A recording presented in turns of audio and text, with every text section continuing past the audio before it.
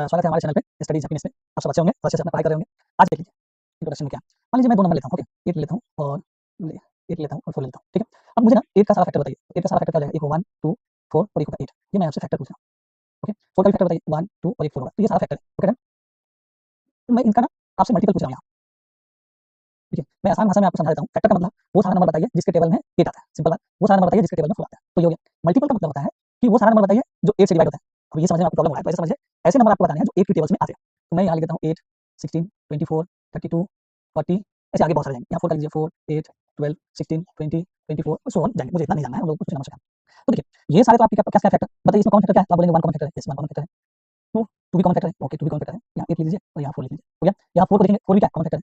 तो common factor का बात करेंगे तो आपने बोला कॉमन फैक्टर बहुत सारा हो सकता है, यस हो सकता है कॉमन फैक्टर 1 भी हो सकता है, 2 भी हो सकता है, 4 भी हो सकता है। लेकिन मैं आपसे पूछूंगा हाईएस्ट कॉमन फैक्टर बताइए। तो हाईएस्ट कौन इन तीनों में? 4 है, तो ये हमारा एचसीएफ होता है। ये है एचसीएफ का कॉन्सेप्ट। अब एलसीएम के केस में बताइए, आप मुझे कॉमन मल्टीपल बताइए। कॉमन मल्टीपल इनफाइनाइट होंगे, समझ आ रहा है ना आपको? लेकिन यहाँ पे हम लोग उतने सारे नहीं लेंगे, कुछ लेंगे। सबसे पहला कॉमन मल्टीपल क्या है इन दोनों का? देखिए तो सबसे पहला कॉमन मल्टीपल है 8, यस। दूसरा कॉमन मल्टीपल क्या है? 16, 16 लिया आप। थर्ड कॉमन मल्टीपल क्या है? 24, ऐसे आपको ना बहुत सारा कॉमन मल्टीपल मिलेंगे, इनफाइनाइट मिलेंगे। लेकिन इन सब में से ना मुझे आप बताइए लीस्ट कॉमन मल्टीपल बताइए। तो बोलेंगे 8 जो है सबसे लीस्ट है, तो ये हो गया एलसीएम।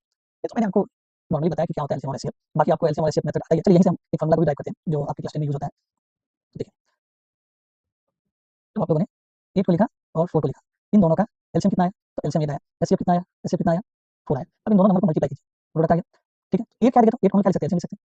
4 क्या 4 क्या लिख सकते हैं? इसको क्या लिख सकते हैं? एचसीएफ। तो यहाँ पे देखिए दो नंबर का अगर आपको प्रोडक्ट निकालना है, सिंपल दोनों का नंबर का एलसीएम और एचसीएफ होता है। तो यहाँ पे अगर a * b अगर आपको बोलता है तो क्या करेंगे? LCM of ab * HCF of ab। क्या ये आपको समझ में आ रहा होगा आपको?